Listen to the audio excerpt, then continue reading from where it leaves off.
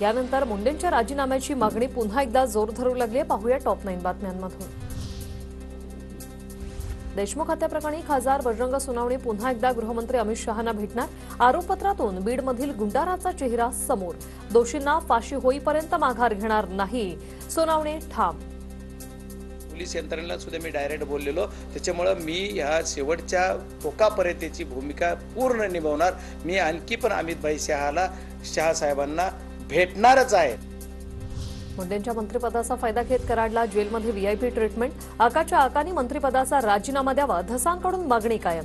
तर कराडला वाचवण्यासाठी मुंडेंनी कट रचल्याचा दमाने यांचा आरोप। एवढंच म्हणणं आहे आकाच्या आकांना की तुम्ही आता मंत्रिपदाला कुठपर्यंत चिटकून राहणार आहात। थोडंसं मंत्रिपदाचा राजीनामा दिला असता तर बरं झालं असतं, किंवा बिन खात्याचे मंत्री म्हणून राहा।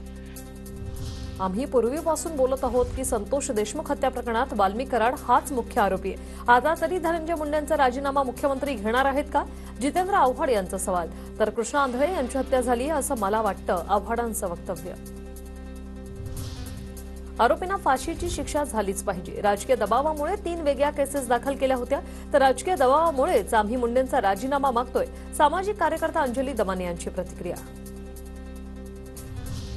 बीड हत्या प्रकरण संघटित गुन्हेगारीचं जाळं, आज पुराव्यानिशी हे सिद्ध झालं। सीआयडीच्या आरोपपत्रावर धनंजय देशमुखांची प्रतिक्रिया। सगळं संघटित गुन्हेगारीचं जाळ आहे, आम्ही हे सुरुवातीपासून सांगत होतो आणि हे सांगत असताना आज ते खऱ्या अर्थानं सिद्ध झालंय। बीड हत्या प्रकरणातील आरोपींना कारागृहात व्हीआयपी ट्रीटमेंट। जिल्हा कारागृहाने 22 फेब्रुवारी पूर्वीचे सीसीटीव्ही फुटेज डिलीट केले। देशमुख कुटुंबियांच्या नातेवाईकांचा आरोप।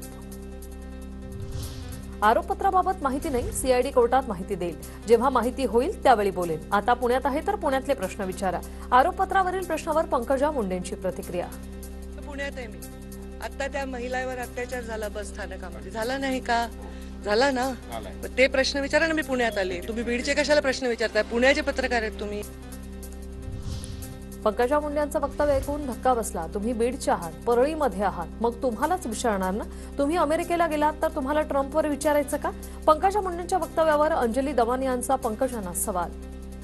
अहो, तुम्ही बीड मधले आहात, तुम्ही परळीला राहता, तुम्हाला जर विचारणार नाही तर कोणाला विचारायचं? तुम्ही जर फिरायला अमेरिकेला गेला तर तुम्हाला काही ट्रम्पवर आम्ही प्रश्न विचारणार का?